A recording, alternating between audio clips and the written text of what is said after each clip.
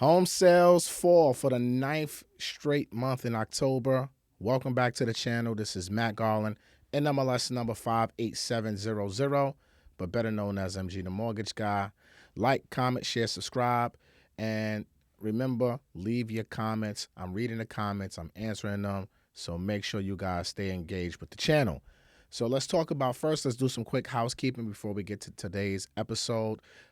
As you guys know, Black Friday is this week, and my new book is releasing. The Real Estate Investors Manifesto is releasing on December 9th next month.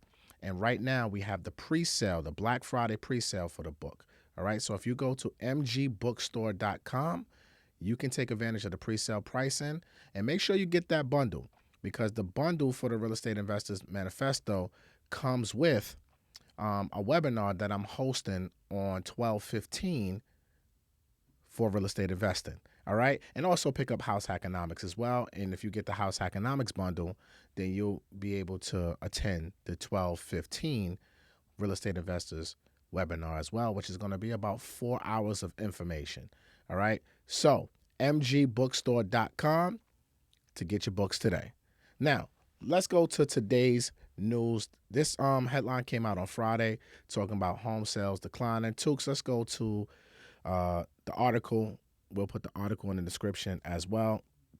So home sales, and this is from the sources from CNN, as you guys see. So home sales have fallen for the ninth month in a row. Let's read the article. So home sales in the United States declined for the ninth month in a row in October as surging mortgage rates and house prices push buyers out of the market. Sales of existing homes, which include single-family homes, townhomes, condos, co-ops, were down 28.4% in October from a year ago and down 5.9% from September, according to the National Association of Realtors. All right. All regions of the United States saw month-over-month and year-over-year declines. That continues a slowing trend that began in February and marks the longest streak of declining sales on record going back to 1999. Sales in October were the weakest level since May 2020, when the real estate market was at a standstill during the pandemic lockdown time. Beyond that, sales last month were the weakest they have been since 2011. Now, I know a lot of you guys, you'll read these headlines and you read everything that I just told you. So I'm just break this down a little bit, right? Yes, home sales are declining, right? This is not a bad thing. This is actually a great thing for buyers. Home prices and home values need to kind of balance themselves out. No, go back to the thing. Go back to the thing. They need to balance themselves out. But ultimately, at the end of the day, that does not mean the market is crashing. Now, if you look, continue on the article, it said, still, home prices continue to climb last month. The median home price was $379,000 in October, up 6.6% from a year ago, according to the report. But that's down from a record high of $413,000 in June. The price increase marks more than a decade of year-over-year monthly gains. More potential home buyers were squeezed out for qualifying for a mortgage as in October, because mortgage rates climbed to over 7%. We all know that. And this is what I want to stay on this for a second, right? You see these headlines, you can keep it on here, so we're going to go to the inventory remains low next. But this is what I want to tell you guys. Although you see prices coming down, you see all of this happening, it doesn't mean a crash. I want to repeat that again. Home prices are still up year over year, 6-7%. Normal appreciation over the past 60 years in real estate is around 4.5% annual on real estate. Now, obviously, in certain markets, it can be more. Now, a 6.6 increase is great, right? In a normal world, that is great.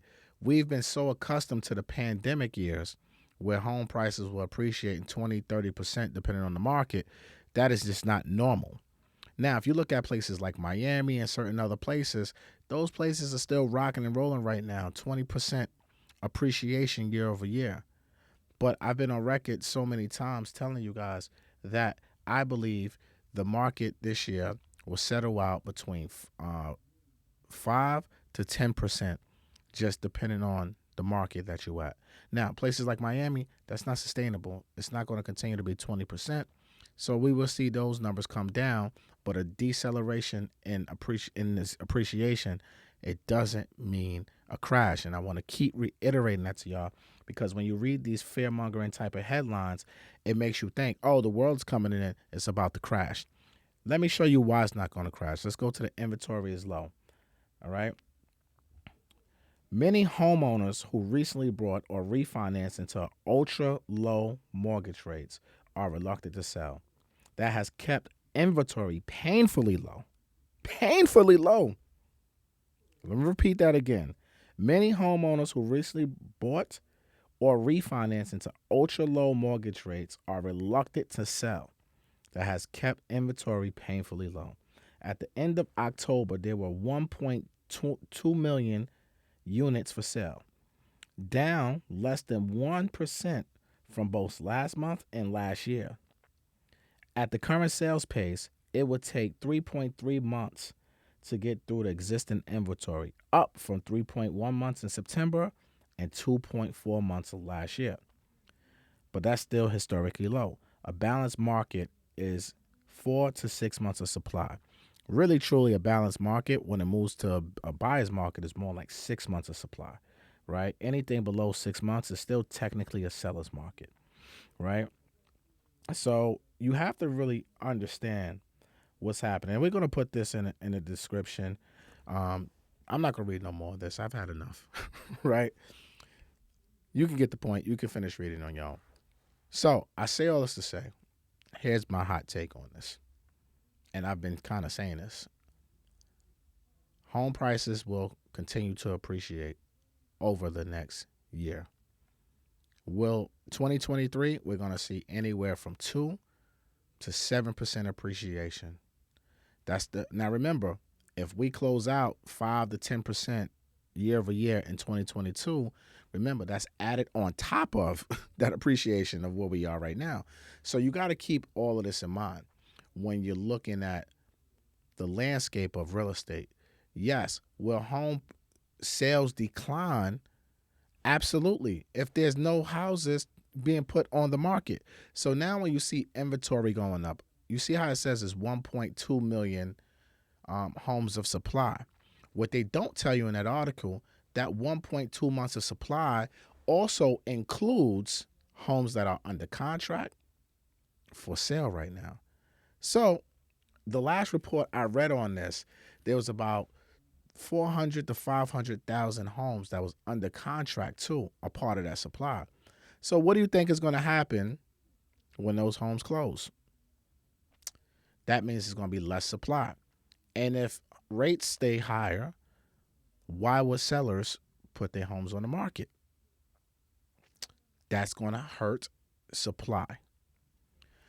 Unless there's a wave of foreclosures coming, which the numbers don't dictate that right now, that there's going to be a wave of foreclosures, it's impossible. Well, let me not say impossible, because anything's possible, right? Let me not sit out here and go that far. But it would be very difficult for the housing market to crash, even with sales declining 9 months in a row, 10 months in a row. We're going to see this number go for probably 12 months in a row, 13 months in a row, because there's less inventory hitting the market. There's less new listings hitting the market. So those numbers are going to decline if we're comparing them to 2021. You see, the key term in all of this, guys, also is year over year. Year over year. So everything right now is being compared to 2021, when 2021 was absolutely insane. So of course there's going to be a decline. Rates were dirt cheap in the mid-twos last year. Sellers couldn't wait to put their houses on the market because they was getting above asking. But even if you look at in today's market, the numbers state that 99% of homes in today's market, is still selling at list price. Now, for you buyers out there, this is great news for you. This means you can negotiate more.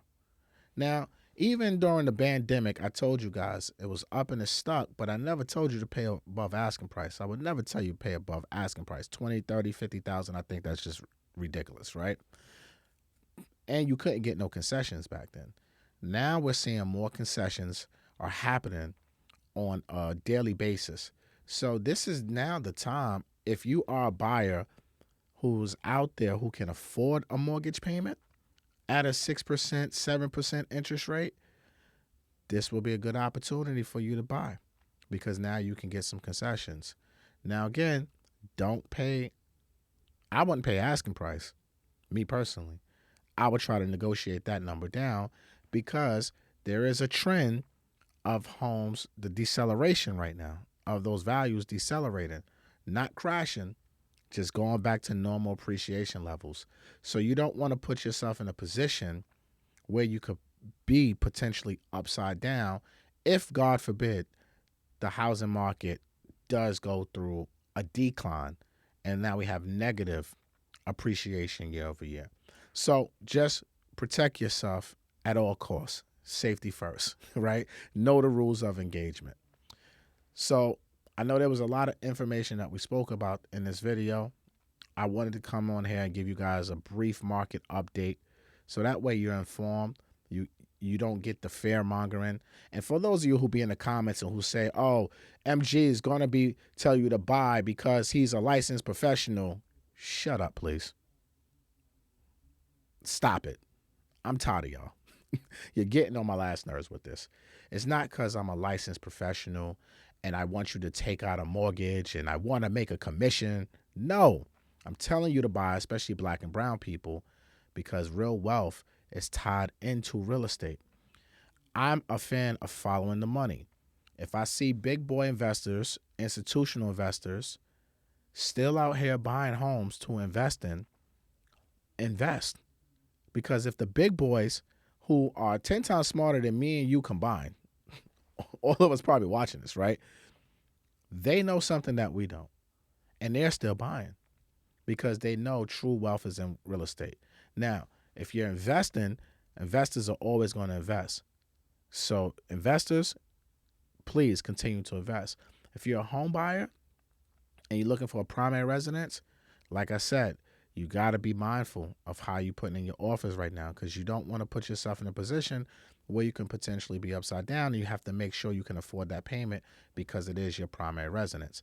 And this is exactly why I wrote House Hackonomics, so that way you guys can learn how to house hack the proper way, because rental properties, even if it's a primary rental property, is always going to be the best hedge against inflation and higher interest rates, because now you have cash flow coming in to help pay your mortgage or pay all of your mortgage. All right, so learn the rules of the game. Like I said, go to mgbookstore.com if you want to pick up House Hackonomics or the new book, The Real Estate Investors Manifesto. All right, so you guys like, comment, share, subscribe, share this with 100 of your friends. Let me know what you want to see on the channel. We're trying to bring you guys content every single day, real information that you guys can use to go out here and execute on your real estate goals. Because my goal is to help close the wealth gap in real estate. And that's all I want to do, ladies and gentlemen. And this is why I'm giving you my opinion from a non-biased position, even though I am a licensed professional. But I want to tell you guys my opinion and what I believe is the truth. And you kind of do your own research at the end of the day. Do your own due diligence and just make sure that you're not just relying on my word or anybody's word, or YouTuber, TikToker, Instagrammer, Facebooker, whatever the fuck, right? Make sure you do your own due diligence because every market is different. Real estate is a local game. So learn your game, learn your market before you invest a dollar, whether it's a primary residence, whether it's a investment property. Before you put out a dollar into any real estate, make sure you understand exactly what you're doing. And that's why I created mgbookstore.com to help you achieve your real estate goals. All right. Matt Garland here, and I'm out. I see y'all next video. Peace.